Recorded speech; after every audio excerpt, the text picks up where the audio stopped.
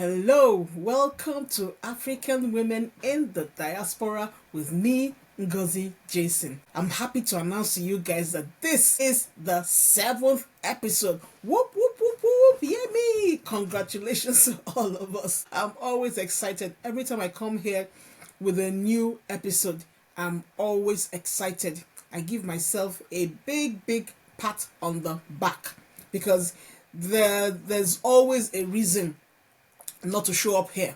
There's always something happening that would want to make me say, oh no, I don't have the time, or I'm not in the mood, or I don't feel motivated, or I'm not feeling well, whatever. There's always something trying to stop me from coming out here. But I keep showing up and I'm very proud of myself. So please pardon me, excuse me if it sounds like or looks like I'm blowing my own trumpet. I just have to, because I'm really happy with my progress here. And it's a beautiful Tuesday afternoon. The sun is shining.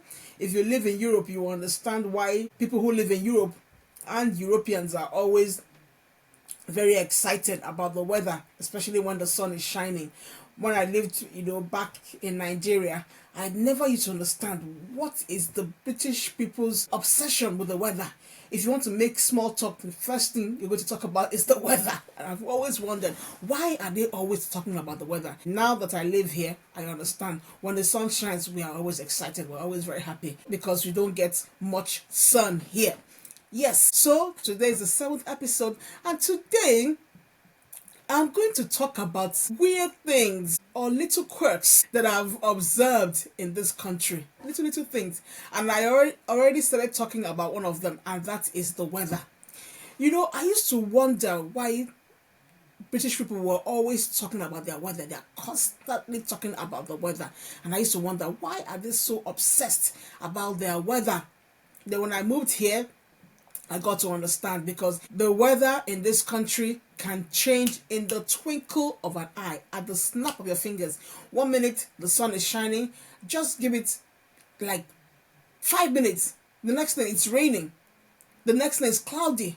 Sometimes you see the sun shining and then you think the weather is warm. Try to go out without wearing a jacket. Nobody will tell you. You will go back into your house and wear a jacket. The sun is shining, almost blazing, and it's still so cold out there. This is what we see in this country a lot of times. The weather changes without warning. So if you're going out, even if it looks like the weather is warm, or the weather was warm at the time you are going out, you better take a jacket with you, because you don't know when you need it. And you better take a jacket that is waterproof, because it might just start raining at any time. So you need to prepare yourself. That's one of the things I noticed. Another strange thing I noticed when we first came here. When summer comes, it's as if the people go crazy. People just go about, wearing the skimpiest thing they can get. And I'm not just talking about women, even men. You see somebody going out to shop, wearing just shorts and no shirt. And you're wondering, I've come to understand that a bit now. Like I said earlier, they don't get to see much sun here. So once the sun comes, they're excited. They want to tan. Back in Africa, we want to lighten up. We don't want to look so dark.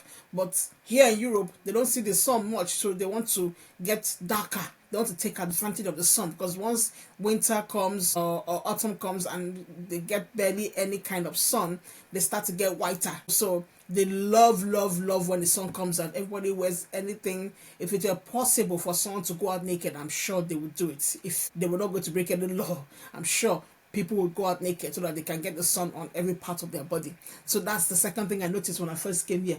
The next thing I noticed when I first came here, I wrote down something so that I wouldn't forget to write everything I noticed, is the daylight saving time. Please, you people that live abroad, in America, in Canada, I don't know if there's daylight saving time in Australia. If you live in Australia, please let me know. In the comments. Let me know in the comments if there's daylight saving time in Australia. But I know in most parts of Europe, the US and Canada, there's this daylight saving time. So sometime in March, I think 1st or 30th, I think it's 30th of March, the time changes. Again in October, sometime in October, the time changes again. And this is so confusing. It's so confusing, especially because the time The time zone between Nigeria and the UK is sometimes we're the same time zone, sometimes it's an hour apart. So sometimes I forget. I cannot count how many meetings I've been late for or late to or almost missed because of this daylight saving time thing. I don't even understand why it happens or how it happens. You just wake up one day and the clock has shifted and changed all by itself. And I've asked people, please, what is the aim? Okay, I think the aim is for them to take advantage of the sunlight during spring and summer. I think so, but I don't know. But it doesn't really make much sense to me. I don't really understand it. So that's number three strange thing that I've experienced coming to the UK. And then number 4 thing I noticed is that every ailment has a name. Now, let me give you an example. My daughter had some health challenges. She lost appetite, so she stopped eating as much as she was supposed to. She started feeling, I think, weak, and just a lot of things. So we were concerned, took her to the GP, and the GP, after asking lots of questions and checking her, the GP said it was growing pains. I'm like, excuse me, sir, what is growing pains? But he said something about that's what children go through when because he said my daughter is a bit tall for her age, and my daughter used to be very chubby, but because she lost appetite, she stopped eating as much as she used to or she was supposed to. She lost a lot of weight. I mean, a lot. She's now so slim. So he said she had grown tall. She's a bit tall for her age. She's a bit tall. She's a bit tall for her age, and then all that she's going through is called growing pains. I said, what's that? What's that? At least I've not always been an adult. I used to be a child myself. I have 5 siblings. I went to primary school. I went to secondary school. I have nieces and nephews from both my side and my husband's side. I mean, I have never in my life, I thought growing pains was just a phrase that people use to, explain maybe when you're just starting something new. I never knew that phrase could be used for human beings. So I asked, what does that mean? He said, all the pain she's feeling, all this discomfort she's feeling, and all that, because she's getting taller, she's getting bigger, she's growing.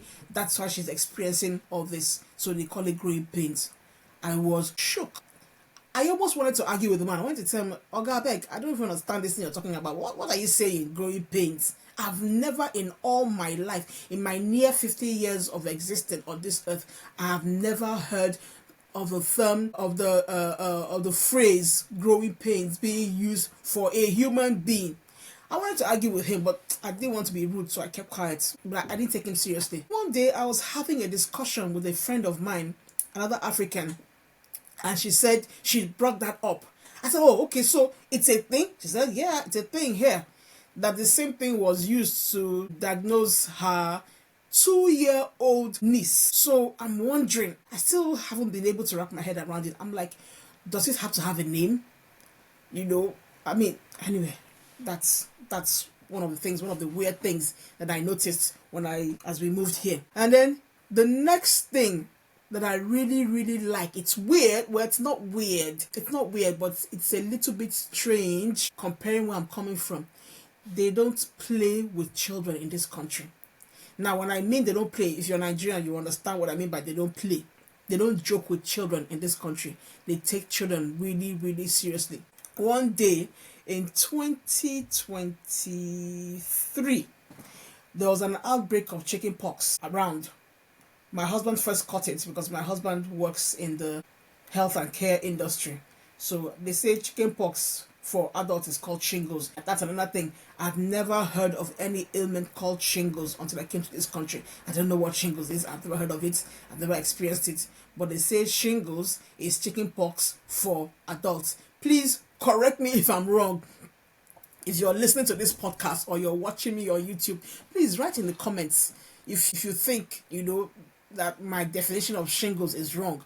But that's what I heard. I heard that shingles is chickenpox for adults. So my husband comes back from work one day not feeling well. He's not feeling good, and then The next day he goes back to work, he comes back and sees it's really, really bad. So he wasn't able to go back to work for I think about 2 or 3 weeks. I think so. He couldn't go to work, and they said it was shingles that he had. From him, every other person in my house at that time got chickenpox. My younger brother who was with us at that time got it. His 2 children who were with us then, they got it. My son got it. My daughter was the last person. We thought she was going to be spared, but after everybody had caught it and they had recovered, my daughter now caught it. I was the only person who didn't get it. Apparently, I think because I had once had chickenpox as a child. So my son didn't go to school for I think a week. And here, I don't know how it is in other European countries and in Australia, Canada, and the US. But here, if your child doesn't go to school, you need to call the school every single day. If your child is at home for 1 month, or if your child doesn't go to school for 1 month, you will call the school every single day of that 1 month to let them know that your child will not be in school and explain the reason why. So I've been calling every day. My son was at home for I think nearly a week, a school week, and I've been calling. One day, I think I was in the kitchen, or maybe I was upstairs, and then somebody knocks on the door. There's a knock on the door, and my brother, who was with us at the time, opens the door, and there are these 2 people at the door, a man and a woman, and they introduced themselves. I forget exactly where they worked. I think maybe social services, but I think they were kind of connected to my son's school. And apparently the school had told them that my son hadn't been in school for how many days. They came to the house to check up on my son. Again, I was shook. I was like, are you serious? He actually came. But I've been reporting to the school, why he hadn't been attending classes. Yes, they said yes, they understand that, but they need to come check on the boy. And they wanted to come in. So while my brother was explaining to them the feature of the ailment, trying to tell them what it was that was happening to the boy, he now mentioned it was chickenpox. Now, so these people they refused to come inside. They said that. I said, no, man, not come inside, because you guys wanted to confirm if the child was actually ill or were keeping him at home for, I don't know, unexplainable reasons. So they asked to see my son. So I called him. He came downstairs. Once they saw him, they knew that this boy was actually not feeling well. He was wearing his robe. He was wearing his pajamas and the robe, and they could see the chickenpox spots on his face. So that confirmed to them at least that we were not lying. And they encouraged him and said some kind words to him, and they left. That thing, it was very strange. Back in Nigeria, when your child isn't feeling well, you just inform the school. Whether you feel like informing the school or not, if you feel like you inform the school, if you don't feel like you don't inform the school. And if the school doesn't see your child, at least in the schools that my children attended back in Nigeria, if they don't see the child the first day and they don't hear from the parent, the next day, if they don't see the child and they still don't hear from the parent, the school will call. But here it is compulsory. You must call the school if your child is unable to attend school for any reason, and you must call every day to let them know that your child is unable to go to school. That really surprised me. But I like it. Again, if you're here for any number of weeks or months or years, no matter the kind of visa you are with, your child must go to school. Education is free here. From primary school up to secondary school, education is free in the UK. So you don't have any excuse to say your child isn't going to school, apart from illness. So even if you're here on a tourist visa or whatever, as long as you have a child of school age with you, that child must go to school. If not, expect a visit. They will come and visit you and find out that we are aware that there's a child with you in this house. Why is that child not in school? After all, you're not paying school fees. The only thing you may need to buy will be a school uniform. And the school uniform, it's easy to get, relatively cheap. So everybody wears white shirts and black bottoms, black skirts or trousers or shorts, navy blue or black.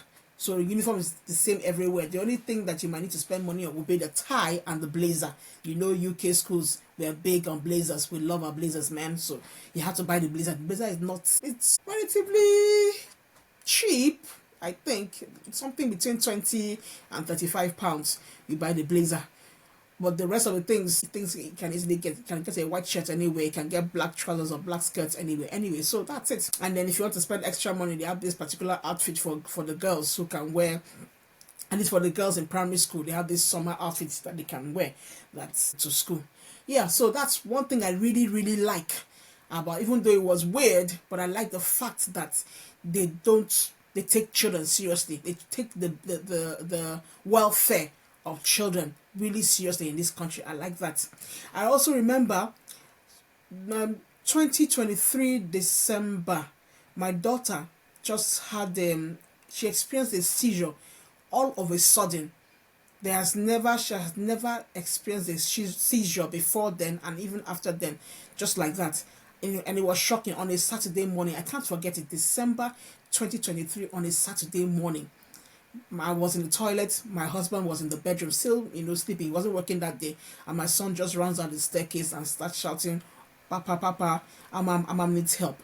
And we just ran upstairs, and I saw my daughter, how seizures look when her foaming in the mouth and all that. It was a traumatizing experience. And so we called my husband. Thankfully, my husband works in the health and care industry, so he knew what to do. He knew how to handle her, what position to keep her, and he was smart enough to get us to call the ambulance while he was attending to her. I could not even think of anything to do. I'm so thankful my husband was at home that day. So when we called the ambulance, in less than 10 minutes, they were at our door. I have never been more grateful to live in the UK than that day. Within 10 minutes, the ambulance was here. They came and attended to her. By the time they were done and we were headed to the hospital, she was already getting better. So those are the things some of the things that are strange to me, but some of them are strange good. Now, the next thing I have noticed that is weird or strange is British people do not take their entertainment. They take it seriously. They don't play with the entertainment. They take it seriously. So I used to wonder, I love the way Europeans live their lives. When they go on holiday, once they see that someone is calling them from work, they don't take the calls.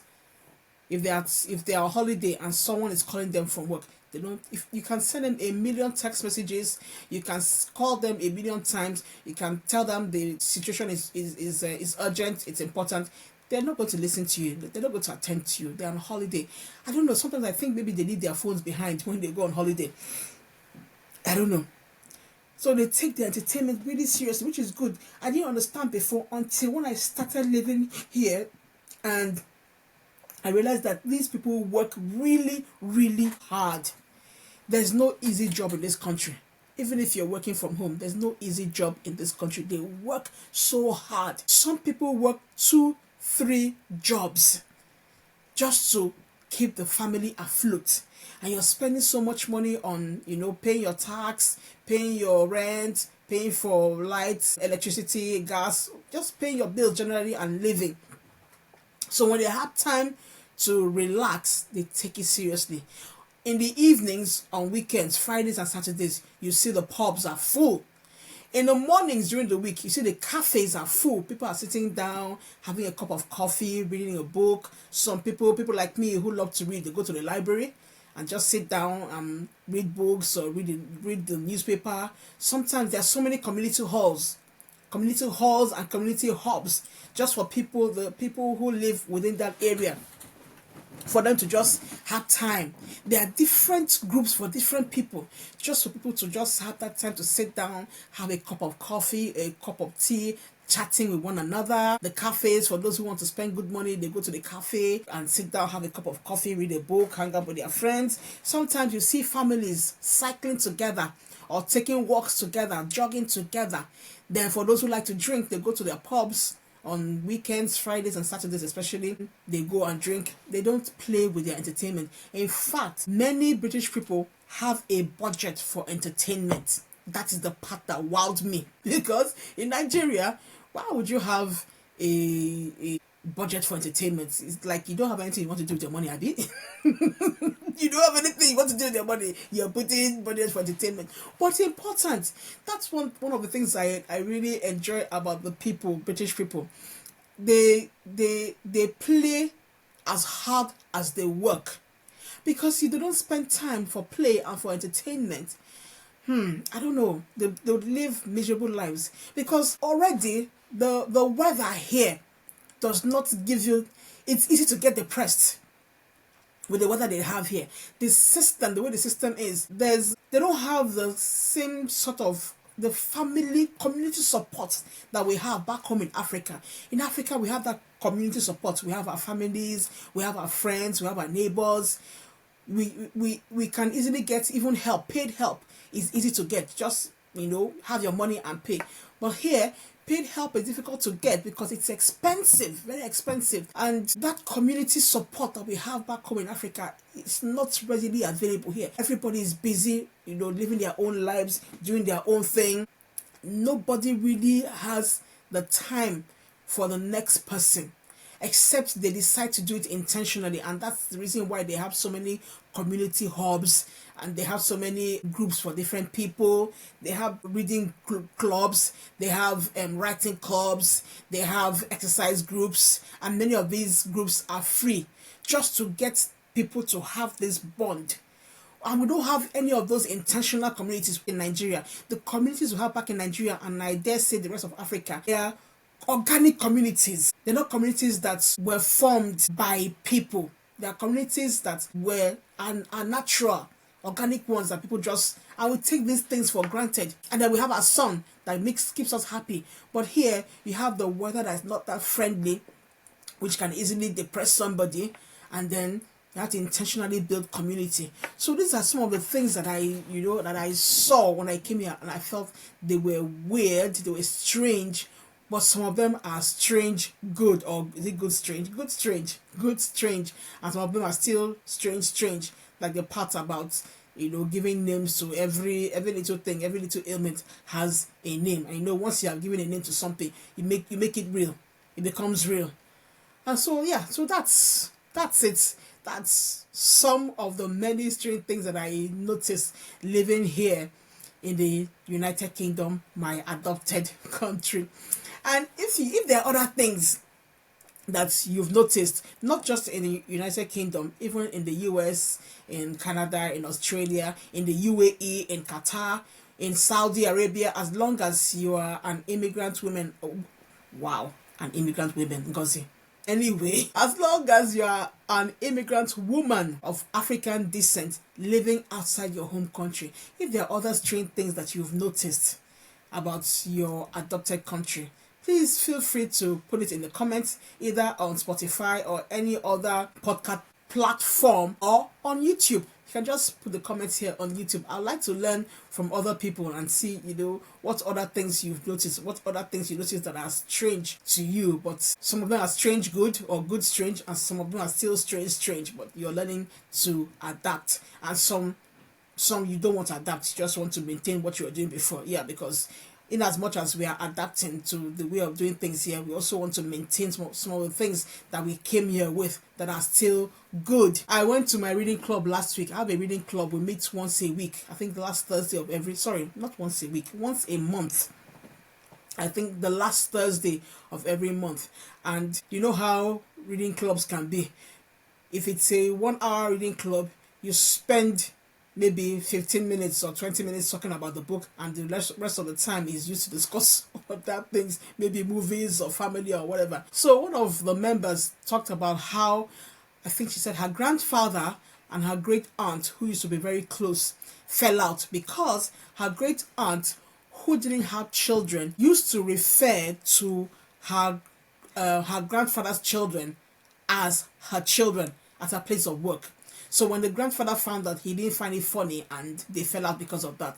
And I found that strange, because in Nigeria, I can't speak for the rest of Africa, but in Nigeria, we call friends and relatives' children our children. Like, a friend of mine can call me now, and whilst we explain, I don't know what's happening to me today. I think because I haven't had breakfast, and it's, what time is it now? It's 3:42.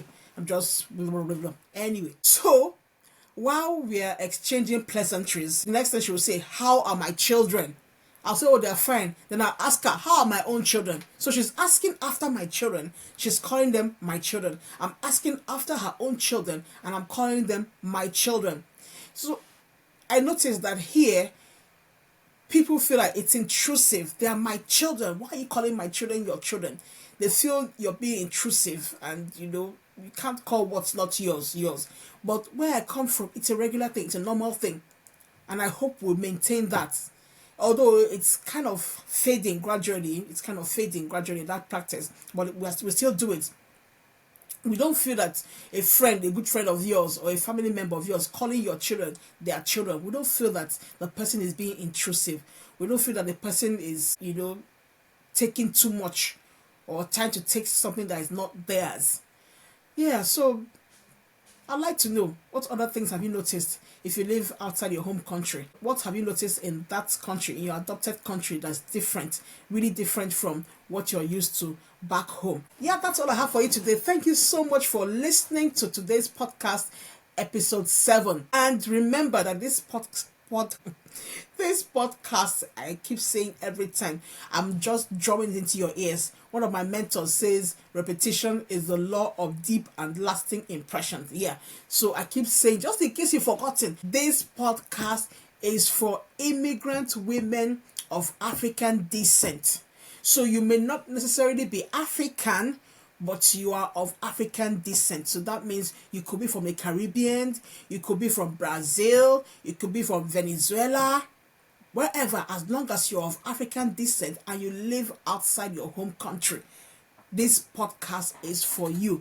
We are here to celebrate you, because it's not easy to move from your home country to a foreign country, especially if you moved in your 30s, 40s, and maybe even 50s. When you're in your teens and your 20s, it's easier to adapt. Well, it's easier to adopt the culture and adapt to the way of doing things. But once you get to your 30s, 40s, 50s, it's more difficult, because you're already entrenched in your way of doing things. So it becomes a little more challenging to unlearn and relearn and then learn new things as well. So we are here to celebrate you. It's not easy. So if you have had any level of achievement, any level of success, no matter how small you think it is, please send me, write in the comments here on the platform you're listening to, or on YouTube if you're watching on YouTube, or you can send me a mail at ngozijason1@gmail.com.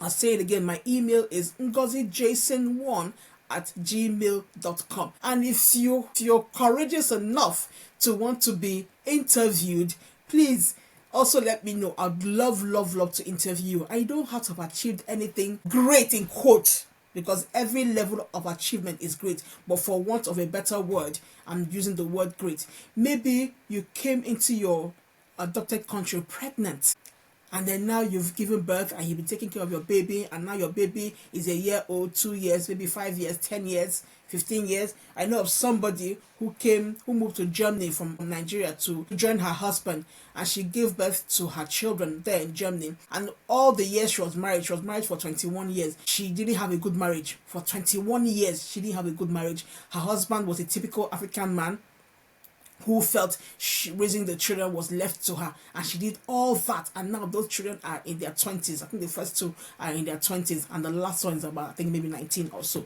She ended up taking care of those children all by herself, even though she was married. She's divorced now. So that's a success story as far as I'm concerned. Or maybe you moved to the UK or whatever country you are in, and you bought your first house within the first 5 years. Oh my God, that's an exceptional feat. Or maybe you came and you decided that you didn't want to work. There's a lady, I had to get in touch with her. She lives in Switzerland, I think.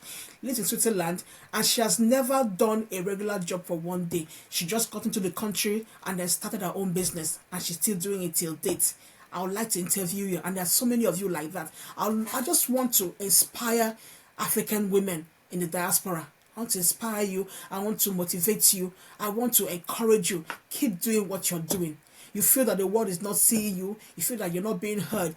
But you are being heard. This podcast is one of the ways that I want the world to hear your story and to see you and to encourage you and say, we see you, we hear you, we know you're doing a great job. We'll give you a pat on the back. We'll give you a standing ovation. Right. Thank you so much for listening to Ngozi, to today's podcast. Remember, I don't edit my podcast. As soon as I finish talking, I upload immediately. So all the mistakes, all the repetitions, everything is there, and I leave it there. It's fine. So thank you again. I'll see you in my next episode.